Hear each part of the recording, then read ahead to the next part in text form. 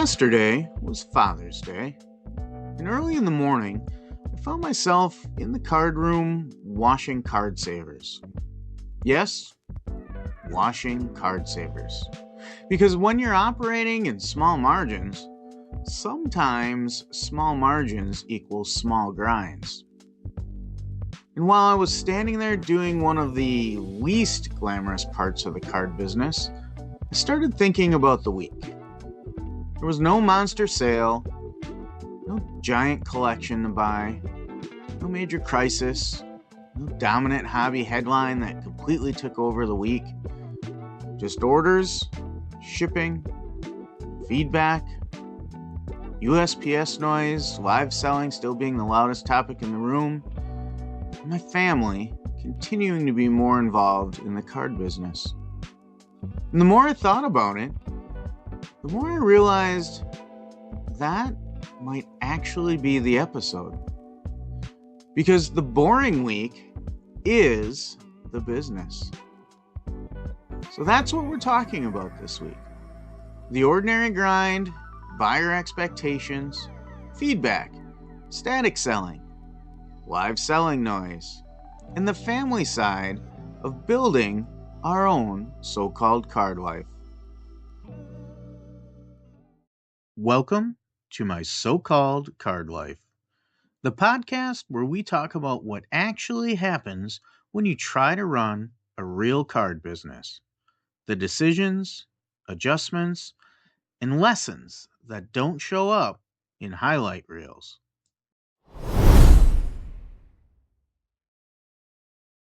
This was one of those weeks where I struggled a little bit to find the episode. Nothing really dominated the week. No huge sale or dramatic return, no massive collection pickup, no big platform issue on my end. Nothing that screamed, this has to be the topic. But that's also kind of the point. Most businesses are not built during the exciting weeks. They're built during the normal ones. The weeks where you list a little, ship a little, pull orders, answer a couple buyer messages, check offers, fix something small, maybe move some inventory, maybe spend early Father's Day morning washing card savers because you're trying to keep supplies usable and keep your cost structure under control. That's not flashy, but it is real. And if you're selling lower end cards, that's a big part of the game. Small margins equal small grinds. People love talking about big flips and big sales, big collections, big shows, and big live streams. But a lot of the actual business is built in tiny decisions that nobody sees. Reusing supplies when it makes sense. Packing efficiently. Keeping shipping costs in line. Maintaining listings. Keeping the store active. Handling customer service without making every issue seem personal. Letting the marketplace work while you live your actual life. That is the card business most weeks. And if the business only feels alive when something big happens, well, that might be a warning sign. For me, the ordinary week matters because it tells me where the system works. Can the store still generate orders? Can I keep buyers satisfied? Can I protect feedback? And can I absorb small problems?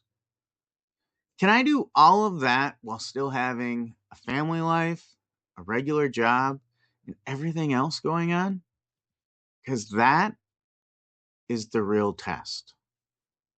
And this week, even though nothing huge happened, the store kept doing what it is built to do. And that's why I keep coming back to this idea. The boring week is the business.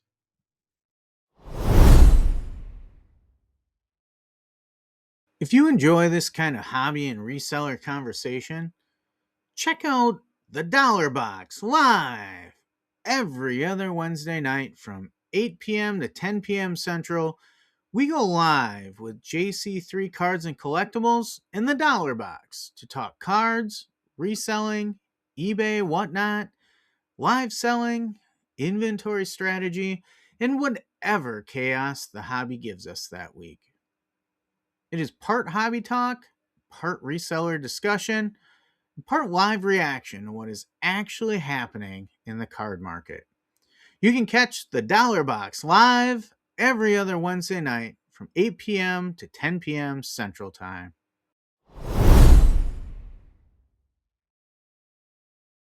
One of the things I saw this week was a lot of sellers complaining about buyer messages related to tracking and shipping delays. It was showing up on Discord quite a bit this week.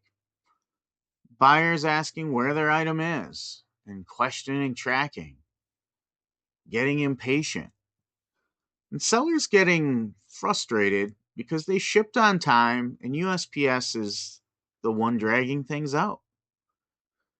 And honestly, I get the seller frustration. I feel it too at times.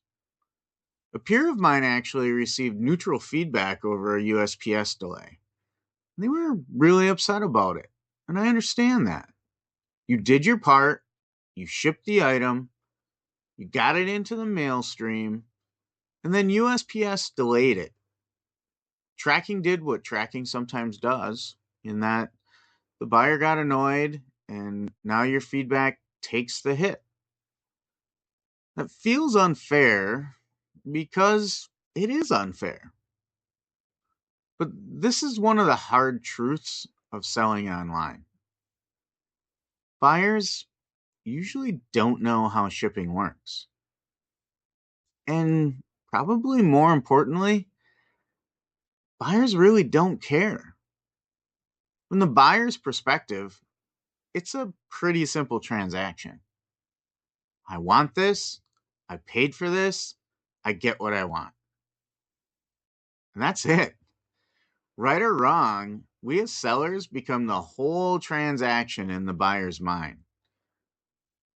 We're the manufacturer, we're the marketer, we're the inventory specialist, we're the point of sale, the packer, the logistics planner, the transportation department, and somehow in the buyer's mind, we're even the final delivery letter carrier.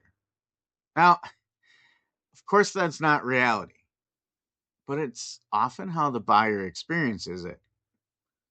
They're not sitting there thinking, well, the seller shipped on time, but USPS probably had an issue somewhere between facilities. They're actually just thinking, where the heck is my card? And this is where some dumb feedback can come from. And yes, sometimes it's dumb, but it's also part of doing business. Listen, and I can't stress this enough. Your time is way too valuable to spend days worrying about one foolish neutral feedback over something you didn't control. That doesn't mean feedback doesn't matter. It absolutely matters. But there's a difference between caring about your feedback profile and letting one irrational buyer control your week. That's the balance. If you ship late, that's on you. If you package poorly, that's also on you. If your listing is misleading, that's on you. And if you ignore buyer messages, that's on you. But if USPS takes longer than expected after you shipped on time, there's only so much you can control. What you can control is the experience around the delay. You can communicate clearly. You can avoid sounding defensive. You can provide tracking. And you can provide reassurance to the buyer. You can know when to wait, when to refund, and when to move on. The seller does not own USPS performance, but the seller does own the buyer's confidence. And that is the part we actually control.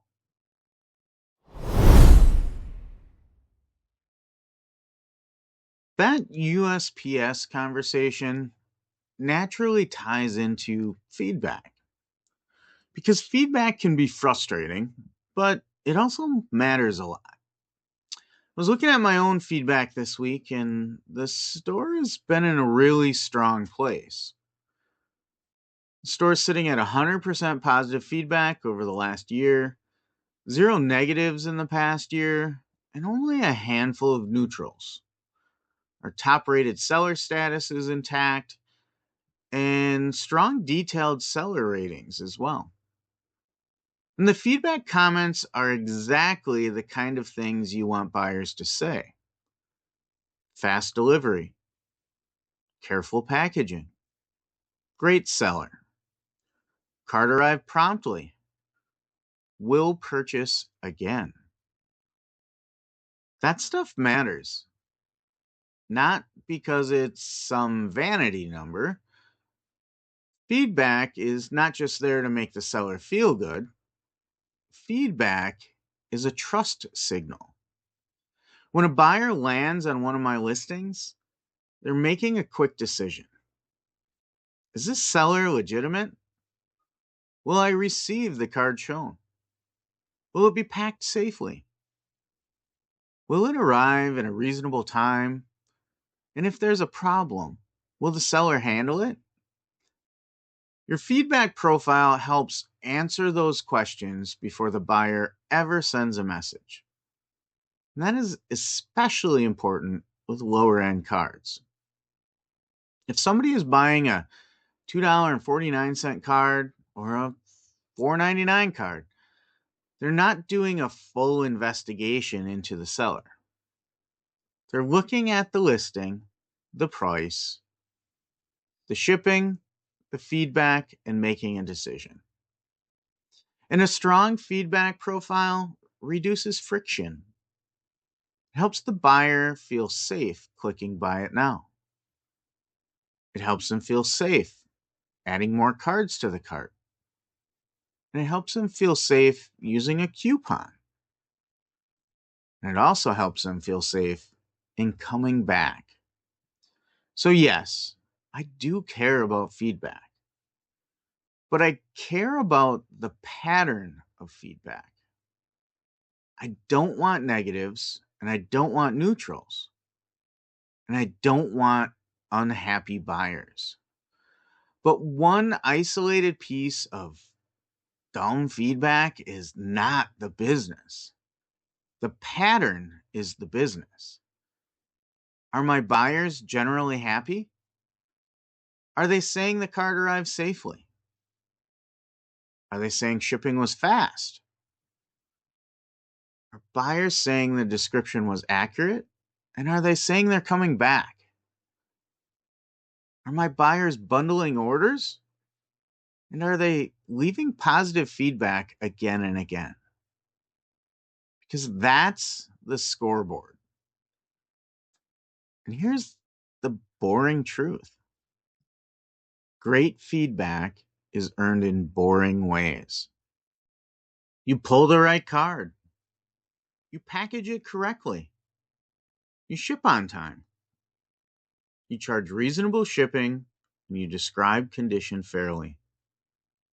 You answer messages without making it weird.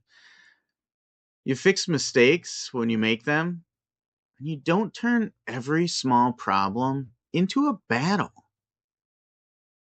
That's not glamorous, but that is what builds a seller reputation. Feedback is earned in boring ways. And in the static marketplace business, that feedback keeps working for you even when you're not working. It sits on every listing. It reassures every new buyer. It supports every repeat buyer. And it helps convert traffic into orders. That is why the scoreboard matters.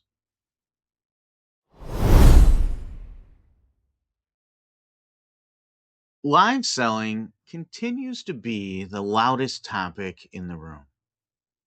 Whatnot, eBay Live, Fanatics Live, TikTok, Instagram, whatever the platform is, sellers are still chasing live momentum. How do I get viewers? How do I keep buyers engaged?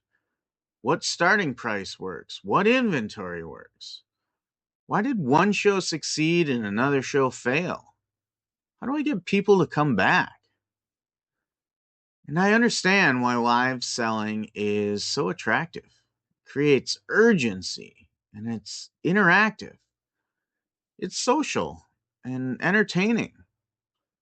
And it can move inventory quickly while also building relationships in real time.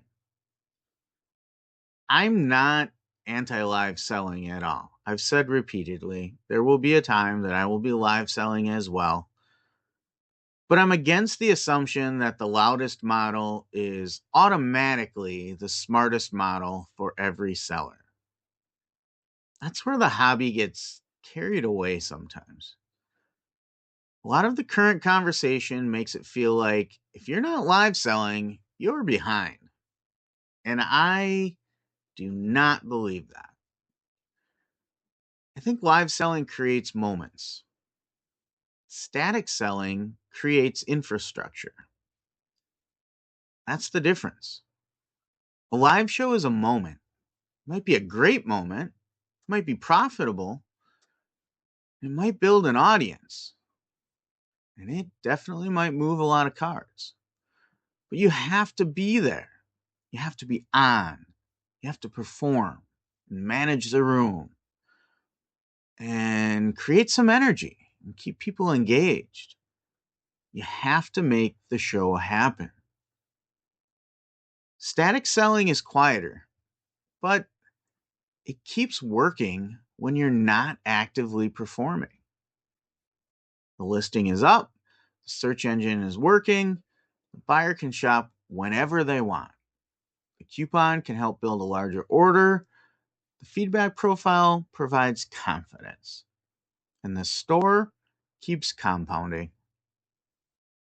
That fits the way I want to run JC3 right now.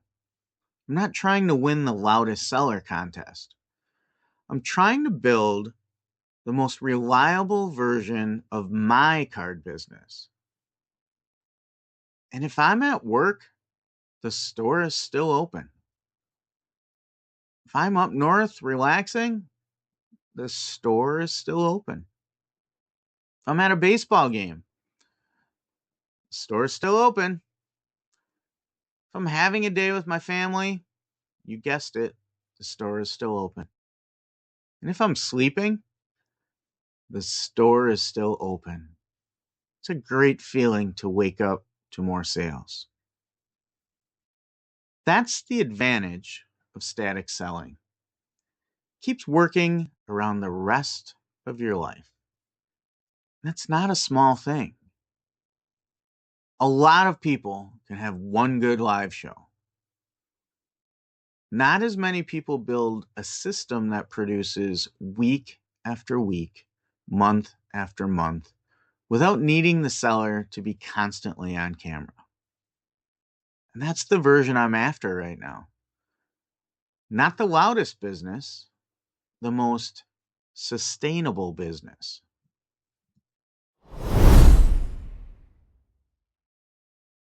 The USPS issue, the feedback profile, and static selling all tie into the same larger idea. Customer service is part of the product. Now, that might sound basic, but in lower end card selling, it really matters. There are a lot of people selling cards. For many cards, especially modern singles and lower dollar inventory, the buyer has options. Sometimes the same card is available from lots of different sellers at a similar price. So, why does the buyer choose you? Well, price matters, title quality matters, photos or scans matter, shipping cost matters, promotions matter, but buyer confidence matters too. The product is not just the card. The product is the card plus the transaction. Did the card match the listing? Was it packed safely? Did it ship quickly? Was the shipping cost reasonable? Was communication clear? Was the experience easy? The full transaction is what buyers remember. And that's what creates repeat buyers. Repeat buyers are a major part of making static selling work. Every buyer is a one time buyer. You are constantly starting over. But when buyers come back, build carts, use your promotion, and trust the store, the business becomes stronger. That's why I don't want to argue over every small issue. And that's why I try to handle problems cleanly. And why I try to keep packaging consistent. It's why I keep descriptions fair, because the long term value is not always in winning the argument. Sometimes the long term value is in protecting the experience and moving on. Now, just to be clear, buyers are not always right. Some buyers are unreasonable, and some feedback is foolish. There's complaints that are unfair, and there's people that don't understand how shipping works.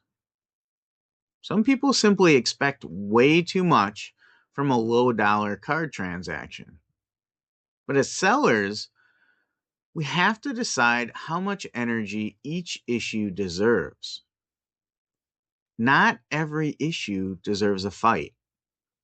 Not every message deserves an emotional reaction. Not every neutral deserves a week of mental space. The business has to keep moving.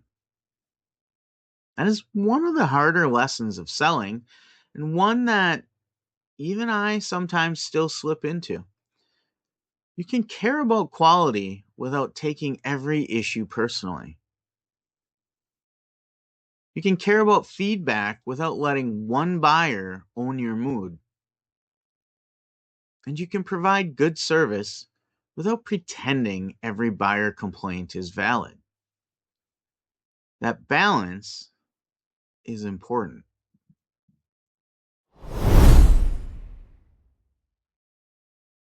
Looking for a card show in the Green Bay area? Well, then check out the GOAT Card Show, Green Bay's officially awesome trading card show, presented by the Dollar Box and JC3 Cards and Collectibles. The GOAT Card Show is built for collectors, families, vendors, and hobby fans. With a strong local card show atmosphere, a wide variety of tables, free admission, free parking, giveaways, and hobby focused events throughout the year.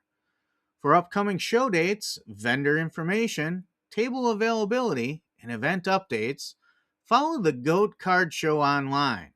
You can also email thegoatcardshow@gmail.com for info and tables. That's the GOAT Card Show, Green Bay's officially awesome trading card show. Yesterday was Father's Day, and that's probably why the family part of the business was on my mind. Like I said at the start, I spent some time early in the morning in my card room washing card savers. Again, yes, washing card savers. If you've never done that, you have a treat in store for you. But that's not exactly the glossy version of the hobby. But while I was doing that, I started thinking about how much this card life has become a family thing.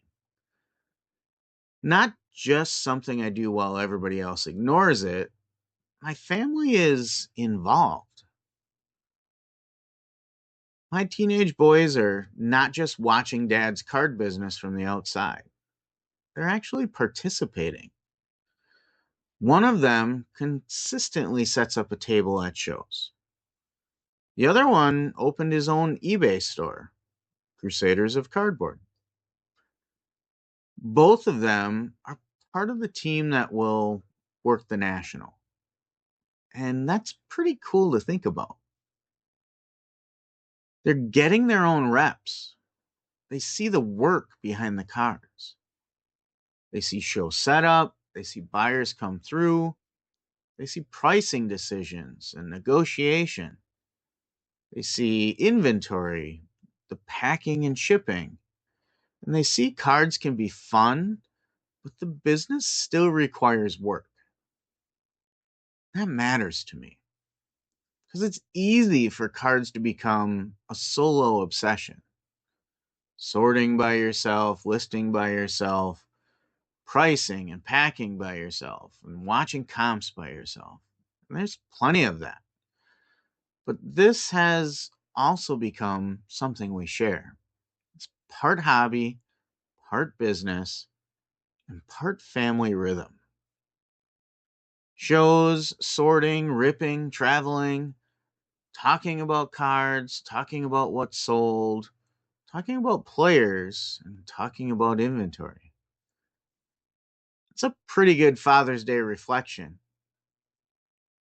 The store matters, the sales matter, the feedback matters, and the business matters.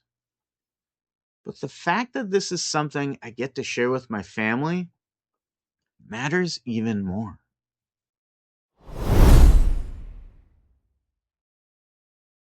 One of the best examples of the family side is what we call a family rip. We split up a retail box of cards, everybody gets some packs, mom, dad, kids, all of us. Then we rip together and see who gets the hit. It's that simple. But it is probably one of the cleanest versions of card life for me. Some of cards is business: margins, inventory, comps, sell through, shipping, feedback, and promotions. Some of cards is collecting: the players, teams, sets, some memories and designs, and pulling something that you actually want to keep. And some of cards is content: the podcast, the show, the conversations and opinions, and the strategy. And some of cards is just sitting around with your family, ripping packs and talking trash about who pulled the best card. That is the part that keeps the hobby part alive. Because if cards only becomes business, I think something gets lost in there. The family rip keeps it fun. It reminds me that the whole thing started because cards are supposed to be enjoyable. Yes, I want the store to work. Yes, I want the business to grow. And yes, I want the inventory to move. And I want strong feedback. And I want repeat buyers. But I also want cards to still feel like cards. The family rip does that for us. And with the national coming up, the family team element is even stronger. We're not just going as spectators, we're going as a team. And that's a different version of the hobby than just chasing deals. And you know what? I like that version.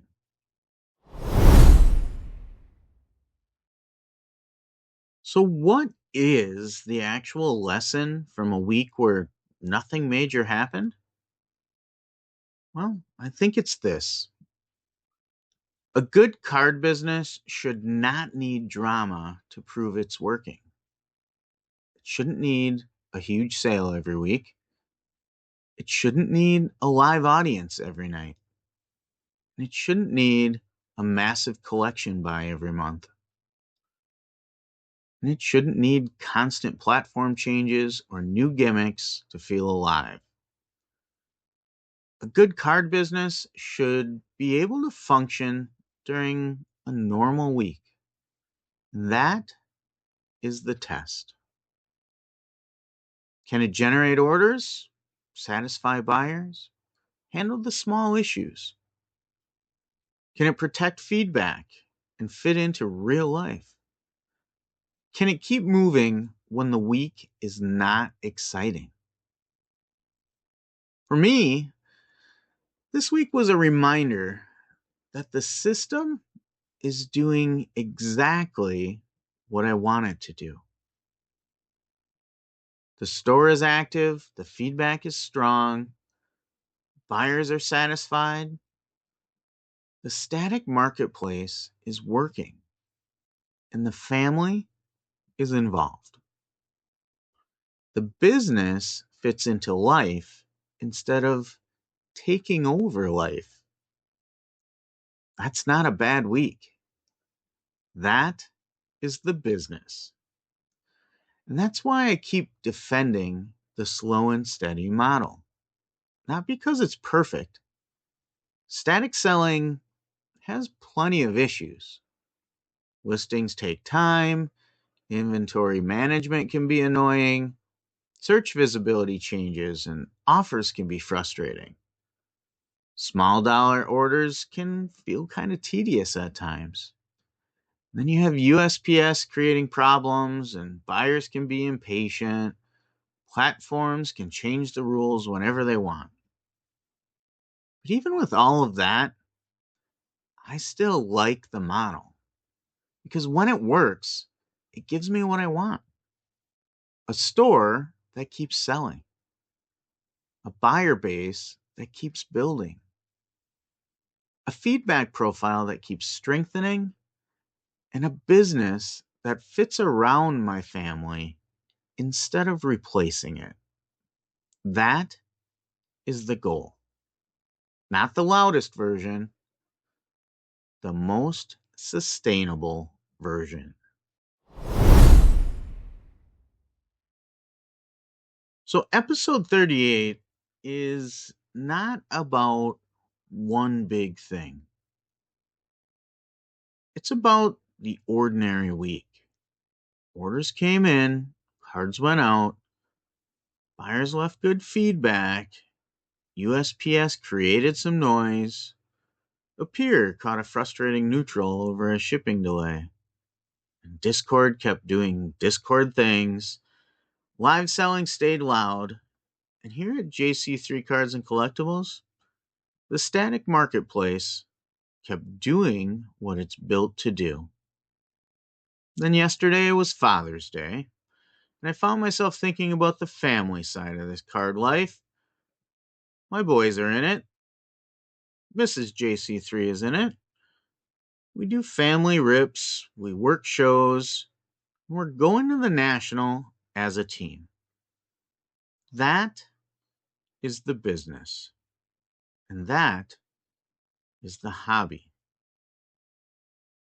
That is the life part of my so-called card life. The boring week is the business. Thanks for joining us this week. We hope you too keep building your own so-called card life.